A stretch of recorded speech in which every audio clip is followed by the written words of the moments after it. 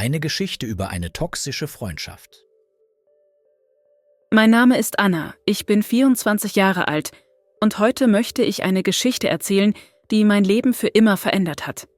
Es geht um eine Freundschaft, die mir über Jahre hinweg alles bedeutete, bis ich erkannte, dass sie mich Stück für Stück zerstörte. Vielleicht erkennt ihr euch in meinen Erlebnissen wieder. Alles begann in der Schulzeit, als ich Lisa kennenlernte. Sie war von Anfang an anders, laut, voller Energie und immer im Mittelpunkt. Die ganze Klasse bewunderte sie und ich fühlte mich geehrt, als sie ausgerechnet mich zur besten Freundin machte. Lisa und ich wurden schnell unzertrennlich. Wir verbrachten Nachmittage zusammen, gingen shoppen oder planten unsere Zukunft. Lisa war voller Ideen und Ziele. Sie wollte die Welt bereisen, Karriere machen und ein aufregendes Leben führen.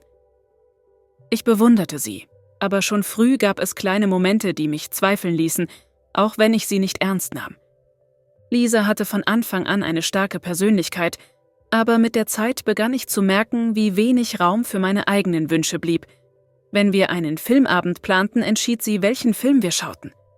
Als ich einmal ein neues Restaurant vorschlug, wies sie es mit den Worten ab: Das passt überhaupt nicht zu uns.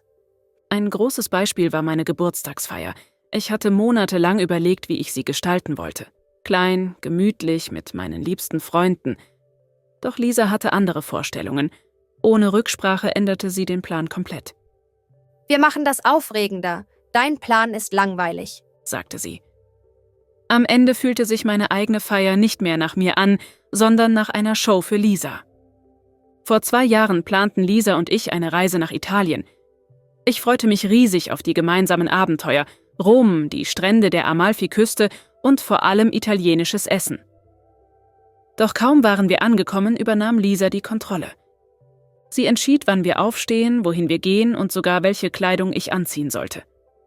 Als ich vorschlug, einen Tag am Strand zu entspannen, lachte sie und sagte: Wir sind hier, um Erinnerungen zu schaffen, nicht um faul herumzuliegen. So verbrachten wir die Abende in überfüllten Clubs, die sie unbedingt besuchen wollte. Während sie sich mit Fremden unterhielt, saß ich oft alleine in der Ecke und fragte mich, warum ich überhaupt mitgekommen war. Doch der schlimmste Moment kam, als ich nach einem anstrengenden Tag entschied, im Hotel zu bleiben. Lisa explodierte: Wenn du alleine sein willst, warum bist du dann überhaupt mitgekommen? Ihre Worte trafen mich tief, aber ich schwieg.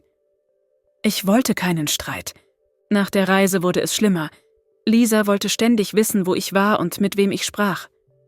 Wenn ich Zeit mit anderen Freunden verbrachte, wurde sie eifersüchtig und schrieb mir Nachrichten wie: Warum hast du mich nicht eingeladen? Sind wir nicht beste Freundinnen? Eines Tages traf ich mich mit einer alten Schulfreundin, die Lisa nicht mochte. Danach ignorierte sie mich tagelang. Als ich schließlich fragte, was los sei, sagte sie nur: Wenn dir andere wichtiger sind als ich, ist das nicht mein Problem. Ich fühlte mich schuldig, obwohl ich nichts falsch gemacht hatte. Lisa hatte die Macht, mich emotional zu manipulieren, und ich merkte nicht, wie sehr ich mich ihrem Einfluss beugte. Als ich Jonas kennenlernte, änderte sich alles. Er war warmherzig, unterstützend und genau das Gegenteil von Lisa. Doch Lisa war von Anfang an skeptisch. Ich bin mir nicht sicher, ob er wirklich zu dir passt, sagte sie oft. Diese Zweifel, die sie in meine Beziehung pflanzte, ließen mich an Jonas und an mir selbst zweifeln. Einmal, bei einer Party, die Jonas und ich gemeinsam organisierten, kam Lisa zu spät und begann sofort, meine Planung zu kritisieren. Vor den anderen Gästen sagte sie: Anna war noch nie gut darin, Dinge zu organisieren. Ich war gedemütigt und Jonas war wütend. Er nahm mich beiseite und sagte: Du solltest nicht zulassen, dass sie dich so behandelt. Diese Worte waren der Anfang einer wichtigen Erkenntnis. Nach der Party wusste ich, dass ich mit Lisa reden musste. Wir trafen uns in einem Café und ich war fest entschlossen, ehrlich zu sein. Lisa, ich habe das Gefühl, dass unsere Freundschaft mir nicht mehr gut tut, begann ich. Doch bevor ich weitersprechen konnte, sagte sie: Du bist so empfindlich. Vielleicht liegt das Problem bei dir, nicht bei mir. Diese Worte waren schmerzhaft, aber sie bestätigten, was ich längst wusste. Lisa würde sich nie ändern. Es dauerte Wochen, bis ich den Mut fand, den Kontakt abzubrechen. Lisa schrieb mir immer wieder Nachrichten, in denen sie mich an unsere schönen Zeiten erinnerte. Aber ich blieb standhaft. Ich wusste, dass ich diese Freundschaft hinter mir lassen musste, um wieder ich selbst zu sein. Die ersten Monate ohne Lisa waren schwer. Ich fühlte mich oft einsam und hinterfragte meine Entscheidung. Aber nach und nach begann ich, die Freiheit zu genießen. Ich verbrachte mehr Zeit mit Freunden, die mich wirklich unterstützten, und entdeckte Interessen, die ich jahrelang vernachlässigt hatte. Jonas war in dieser Zeit meine größte Stütze. Er half mir zu erkennen, dass wahre Freundschaften auf Respekt und Gleichberechtigung basieren. Heute, 2 Jahre später, bin ich stärker und glücklicher als je zuvor. Diese Erfahrung hat mir gezeigt, dass wir manchmal schwierige Entscheidungen treffen müssen, um uns selbst zu schützen. Freundschaften sollten uns stärken, nicht schwächen. Und auch wenn es weh tut, ist es manchmal besser loszulassen. Lisa wird immer ein Teil meiner Vergangenheit bleiben, aber sie definiert nicht mehr, wer ich bin. Ich hoffe, meine Geschichte kann anderen helfen, toxische Beziehungen zu erkennen und den Mut zu finden, sich davon zu lösen. Das Leben ist zu kurz, um es mit Menschen zu teilen, die uns nicht gut tun. Umgebt euch mit denen, die euch aufbauen und euch akzeptieren, wie ihr seid. Ihr verdient es, glücklich zu sein. Die Freundschaft. Freundschaft ist wichtig im Leben. Der Geburtstag. Alles Gute zum Geburtstag.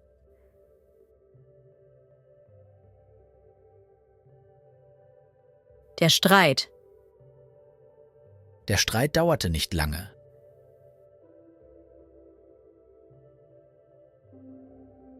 Die Vergangenheit. Die Vergangenheit kann man nicht ändern. Die Beziehung. Die Beziehung war sehr emotional.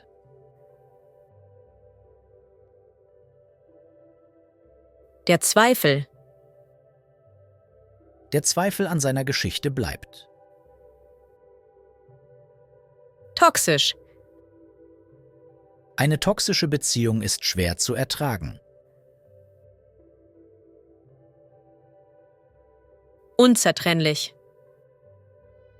Sie waren früher unzertrennlich.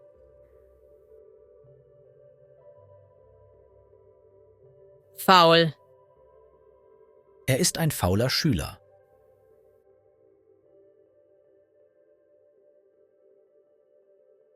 Überfüllt. Der Raum war überfüllt mit Menschen.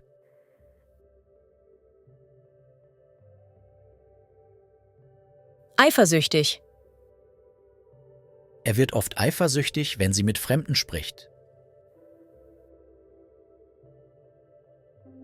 Schuldig. Er fühlte sich schuldig wegen seiner Taten.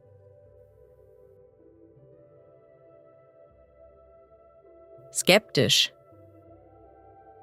Sie war skeptisch gegenüber seinen Absichten. Gemeinschaftlich. Wir haben einen gemeinschaftlichen Garten. Kennenlernen.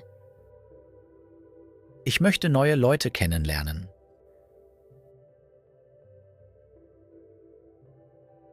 Bewundern. Ich bewundere deine Arbeit.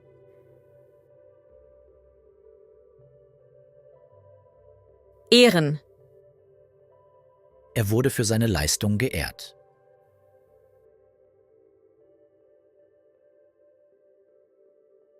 Überlegen. Er überlegt, ob er das Angebot annimmt.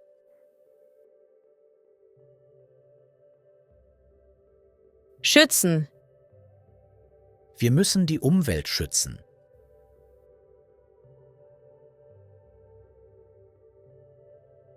Aufbauen. Sie wollen eine neue Beziehung aufbauen.